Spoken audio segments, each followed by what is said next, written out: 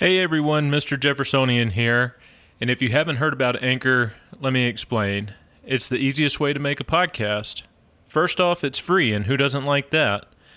There are creation tools that allow you to record and edit your podcast right from your phone or computer, and Anchor will distribute your podcast for you so it can be heard on Spotify, Apple Podcast, and many more.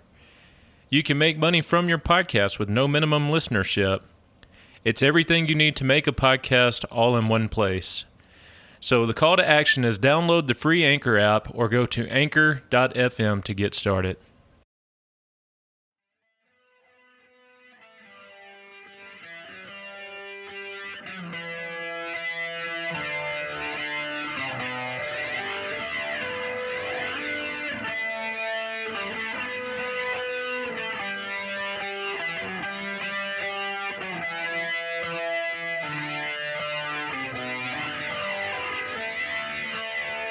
Howdy everyone, and thank you again for tuning in to the Jeffersonian Tradition. Before we get started, I have a couple of things to go over.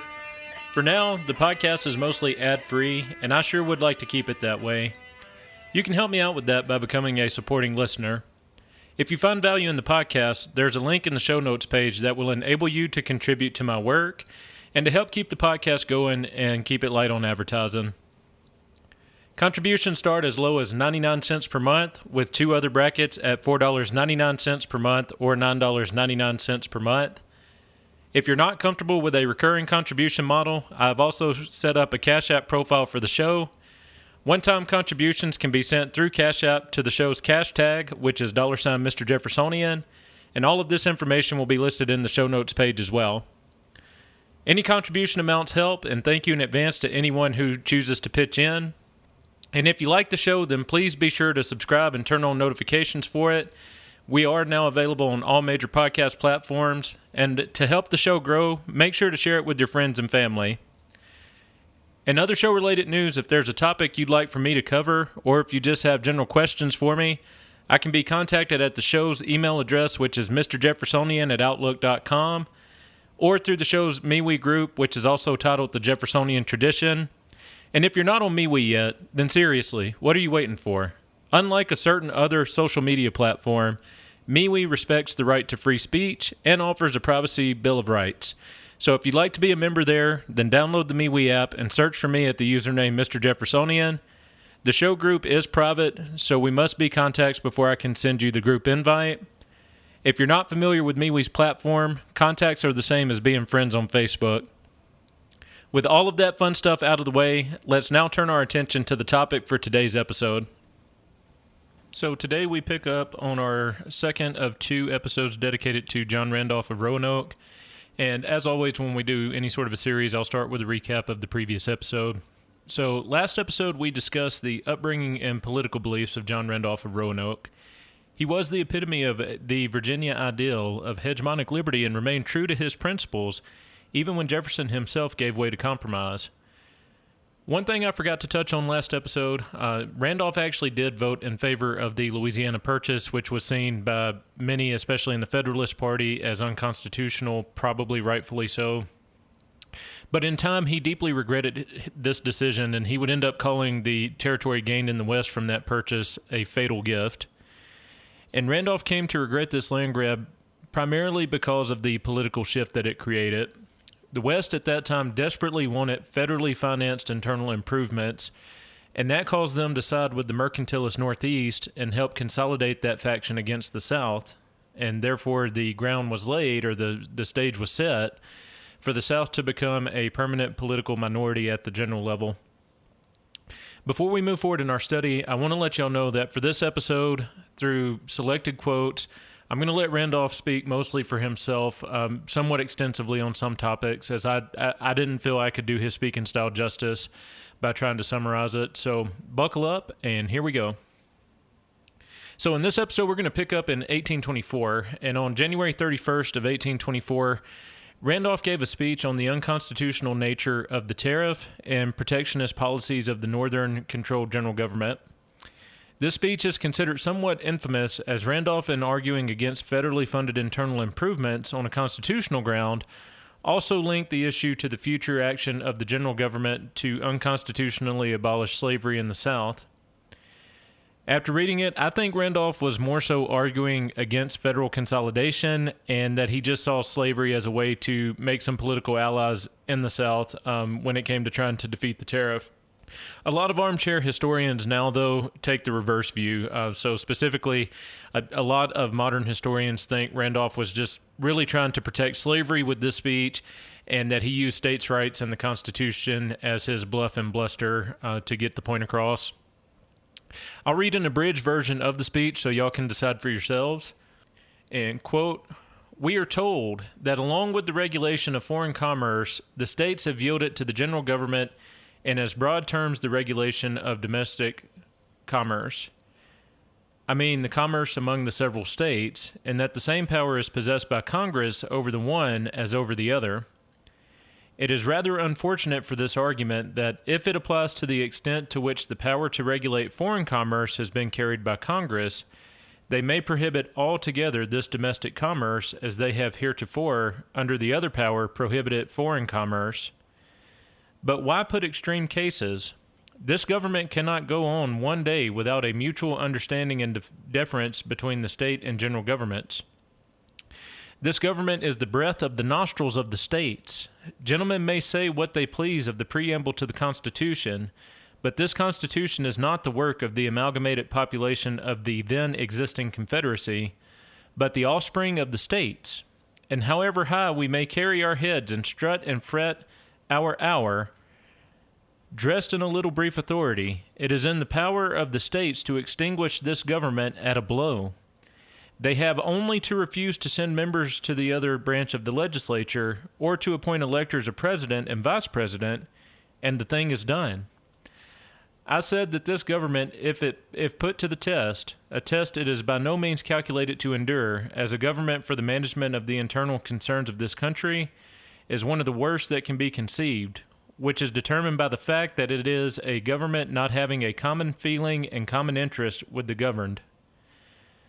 I know that we are told, and it is the first time the doctrine has been openly avowed, that upon the responsibility of this House to the people, by means of the elective franchise, depends all the security of the people of the United States against the abuse of the powers of this government.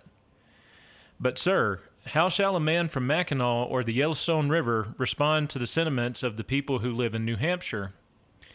It is as great a greater mockery than to talk to these colonies about their virtual representation in the British Parliament. I have no hesitation in saying that the liberties of the colonies were safer in the custody of the British Parliament than they will be in any portion of this country, if all the powers of the states as well as of the general government are devolved on this House. We did believe there were some parchment barriers. No, what is worth all the parchment barriers in the world, that there was in the powers of the states some counterpoise to the power of this body. But if this bill passes, we can believe so no longer.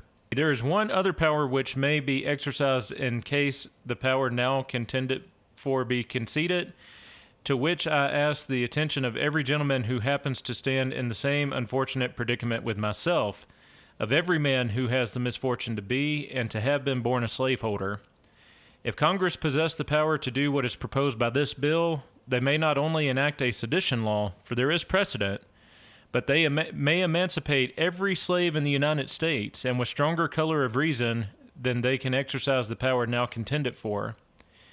And where will they find the power? They may follow the example of the gentlemen who have preceded me and hook the power onto the first loop they found in the Constitution. They might take the preamble, perhaps the war-making power, or they might take a greater sweep and say with some gentlemen that it is not to be found in this or that of the granted powers, but results from all of them, which is not only a dangerous, but the most dangerous doctrine. Is it not demonstrable that slave labor is the dearest in the world, and that the existence of a large body of slaves is a source of danger? Suppose we are at war with a foreign power, and freedom should be offered them by Congress as an inducement to them to take a part in it. Or suppose the country not at war, at every turn of this federal machine, at every successive census, that interest will find itself governed by another and increasing power, which is bound to it neither by any common tie of interest or feeling. And if ever the time shall arrive, as assuredly it has arrived elsewhere, and in all probability may arrive here, that a coalition of knavery and fanaticism shall for any purpose be got up on this floor, I ask gentlemen who stand in the same predicament as I do to look well to what they are now doing, to the colossal power with which they are now arming this government. The power to do what I allude to is, I aver, more honestly inferable from the war-making power than the power we are now about to exercise.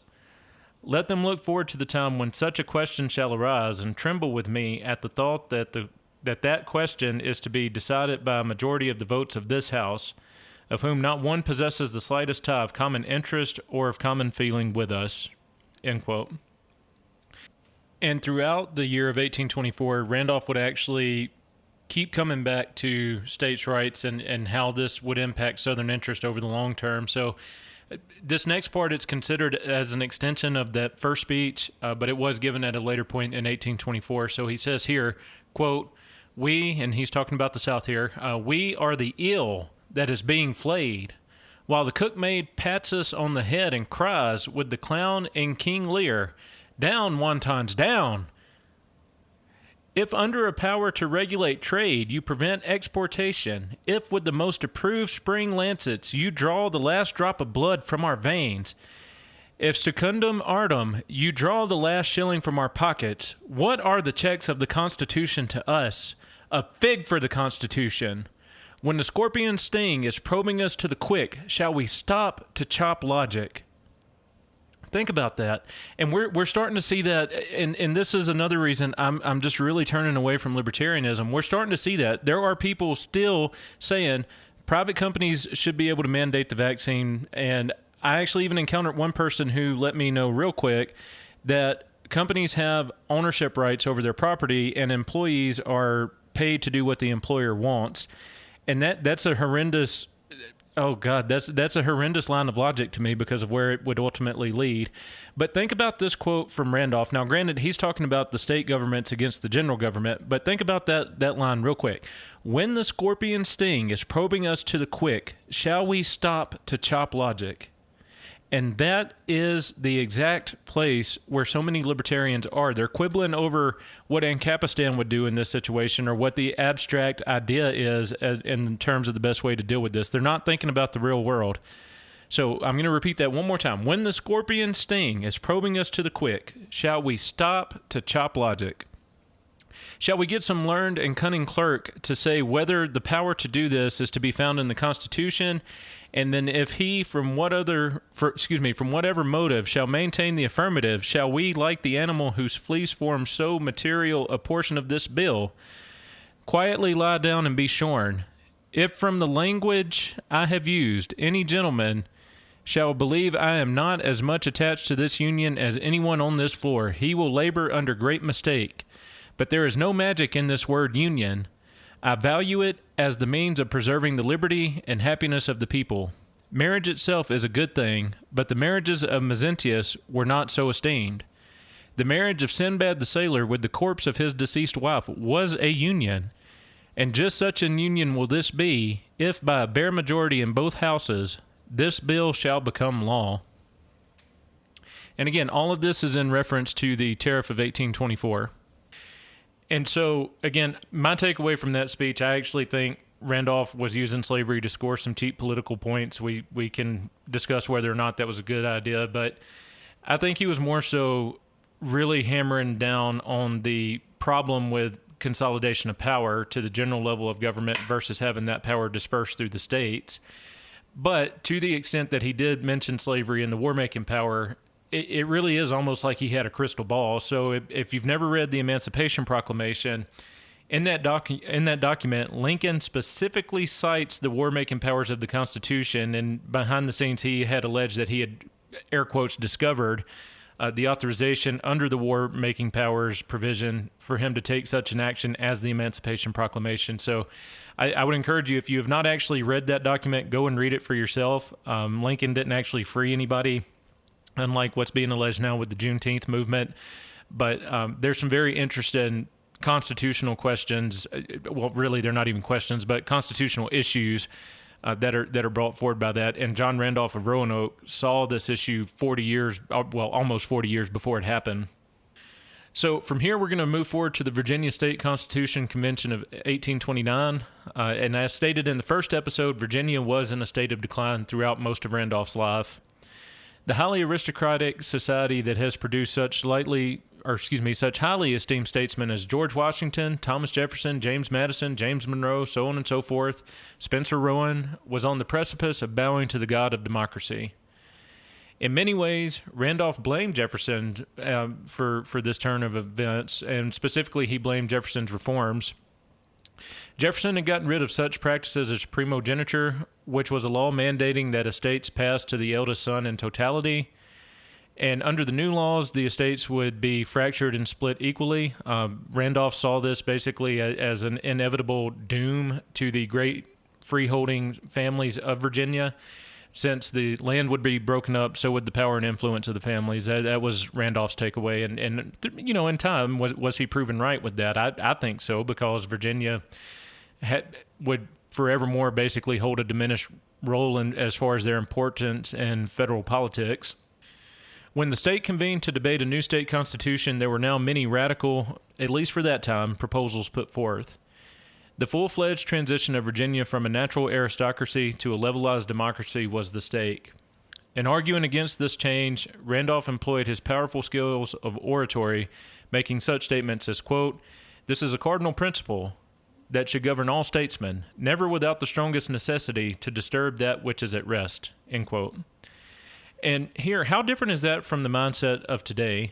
Because now it seems, at least where I'm at, and honestly, I've lived in 3 different states full-time at different points in my life, and in all 3 of those states, the political rhetoric that I hear, every politician tells us that we must have change for change's sake, for change is the nature of, air quotes, progress.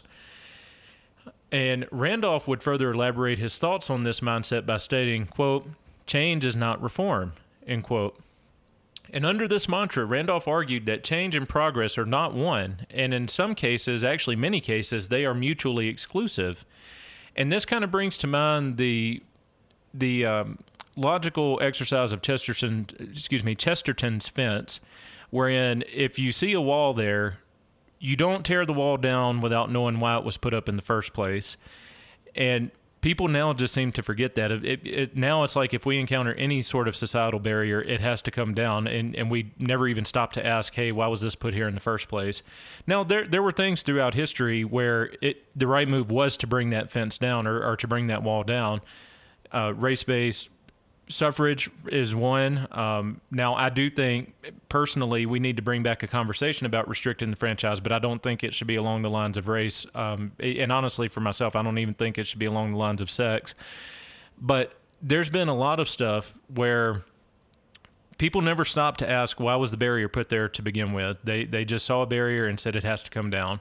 And Randolph really struggled against that, or he fought against that tremendously throughout his life. That was like his guiding principle was, if we don't know why it's here, leave it there. So it's interesting to see that, because now, as Michael Malice rightfully points out, the only version of conservatism that we're familiar with is conservatism is progressivism going the speed limit. So what conservatives may not like today, in 10 years, it's going to be a plank of their platform, and they cannot imagine giving it up.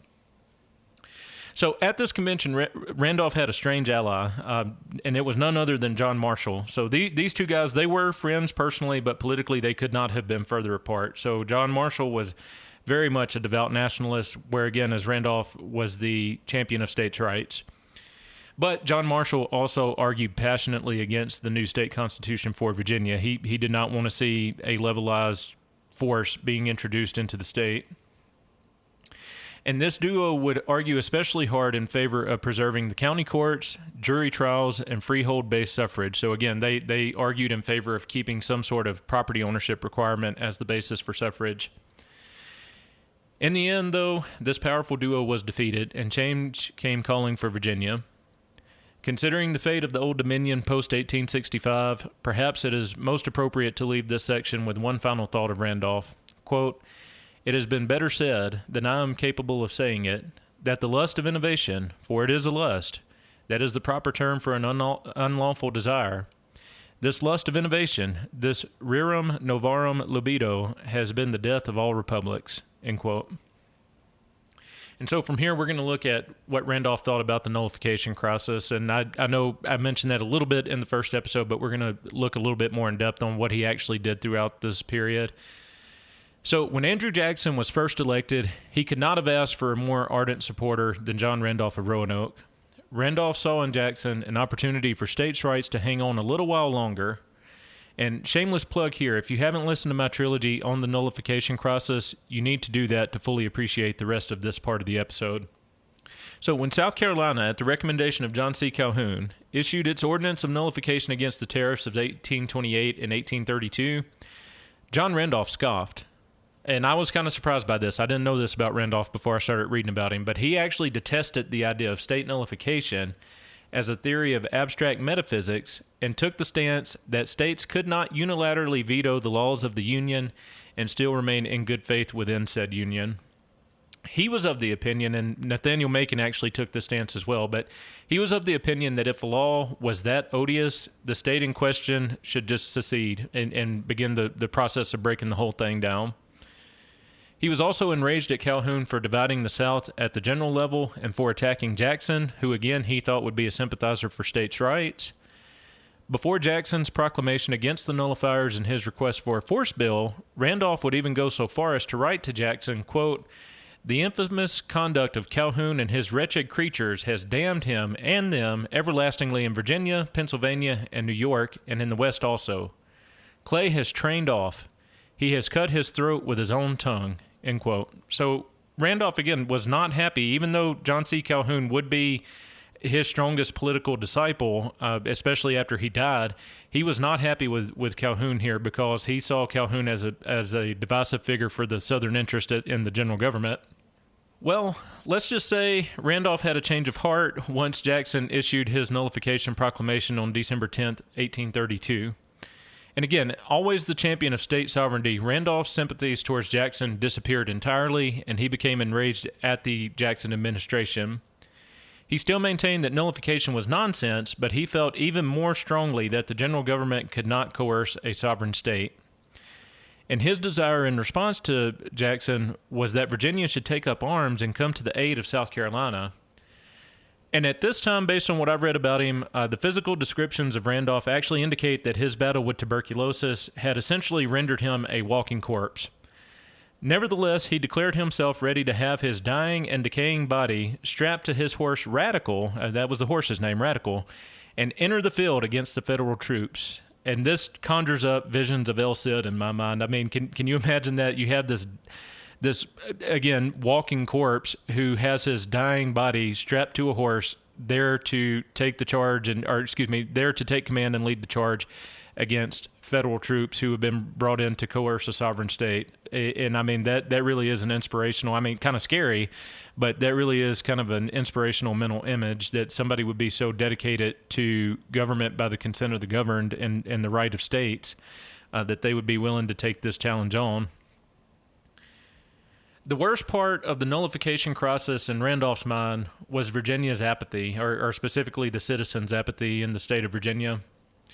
And he would express this to a friend, quote, "The apathy of our people is most alarming. If they do not rouse themselves to a sense of our condition and put down this wretched old man," talking about Jackson there, "the whole country is irretrievably ruined.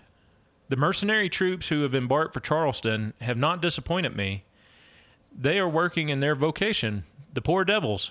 I trust that no quarter will be given to them," end quote. And again, there we're seeing Randolph wanted a very strong military response against this. As he said there in that last little sentence, he did not want those troops to be given any quarter. He wanted them to regret the day that they ever decided to take up arms against the state of South Carolina on behalf of the general government. So, in Randolph's last stand, the dying man gave a final address to citizens of Virginia at Charlotte Courthouse. This is where he had made his stump speeches for 30 years, and on this day, he exclaimed, "I am no nullifier. The doctrine of nullification is sheer nonsense. However, I cannot endure Jackson's measures," end quote. As a solution, he proposed resolutions denouncing Jackson's conduct and reasserting Virginia's state sovereignty. And the listeners were charmed into action and approved the resolutions, but alas, they did not render military aid to South Carolina. So he had at least one final, somewhat of a victory towards the end of his life politically. Ravaged by tuberculosis and long-term abuse of his alcohol and opium, John Randolph knew his time was drawing near, and again, we're in 1833 now. Hoping to prolong the inevitable, he started making arrangements to travel to England, hoping that the more moderate climate would give him a little bit more time. Sadly, Randolph's health took a turn for the worse once he reached Philadelphia, and crying out from his deathbed, "Remorse, remorse," he died an epic death in a Philadelphia hotel on May 24th, 1833. The champion of states' rights and the libertarian aristocrat was gone, but as one final act of resistance to the general government, he demanded that he be buried facing westward so he could keep an eye on Henry Clay. So, that's how much he despised Henry Clay. They actually had a duel, and Clay almost killed him. Clay actually fired a shot that grazed part of Randolph's clothing.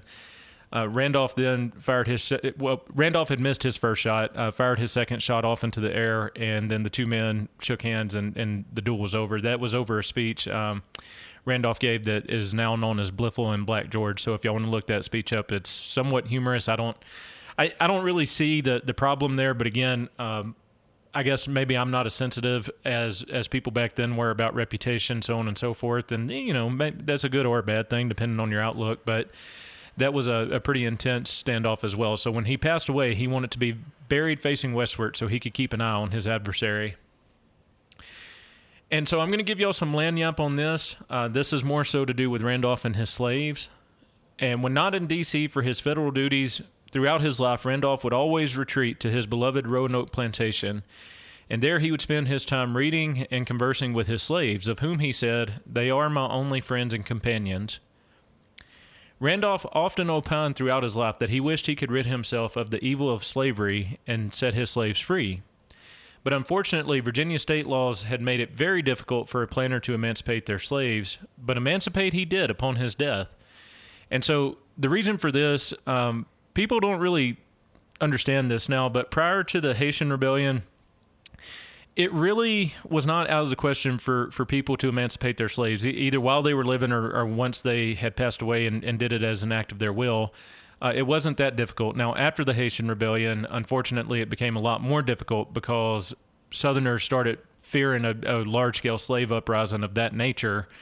And then, especially after the Nat Turner Rebellion, it would get even more difficult for slaves to be emancipated. And that's actually, within those two events, that's actually where you start seeing free black people stripped of some of their rights, like the right to vote, so on and so forth. That's not something that just was embedded into the system initially. But anyway, so Randolph emancipated his slaves upon his death, and the fate of the Randolph slaves is extremely interesting. Before his passing, Randolph had stipulated in his will that $8,000 from his estate be used to buy his slaves tracts of land in Ohio, and that their freedom be granted upon his passing. And Randolph wanted their land purchased in Ohio because he didn't think they would be treated fairly or kindly if he were to buy land for them in Virginia and have them emancipated within the state of Virginia. And I think he had a point there, again, just because of everything that had been going on, Nat Turner and all that. So it became a very long, drawn-out legal battle. It was actually almost a 15-year legal battle. But finally, Randolph's will was honored, and the 300 now freedmen made their way to their new home. But upon arrival in Auglaize County, they were initially turned away from the land that was purchased for them by an angry and armed mob of white farmers who did not want to compete with cheaper free black labor. Shaken but not deterred, the freedmen got back in their boats and were eventually allowed to unload in Pequot. After reaching Pequot, there was an attempt made to settle them in Shelby County, but that attempt met with the same fate as the first. The freedmen were once again driven away by threats of armed violence from the local white farming population. So once again, the freedmen moved on, and roughly a third of them settled in Sydney, and another sizable portion of the group settled in Knowles Addition, just east of the village of Rossville, which at some point was annexed to Pequot. The remaining freedmen seem to have moved throughout Miami County, specifically to the Troy and West Milton areas. And finally, they had a new home and their freedom. So we're going to go ahead and start wrapping up. But here's my final thoughts on this. I'll let y'all decide your own thoughts. But my final thoughts on this: the political legacy of John Randolph of Roanoke is sadly being lost in the dustbin of history.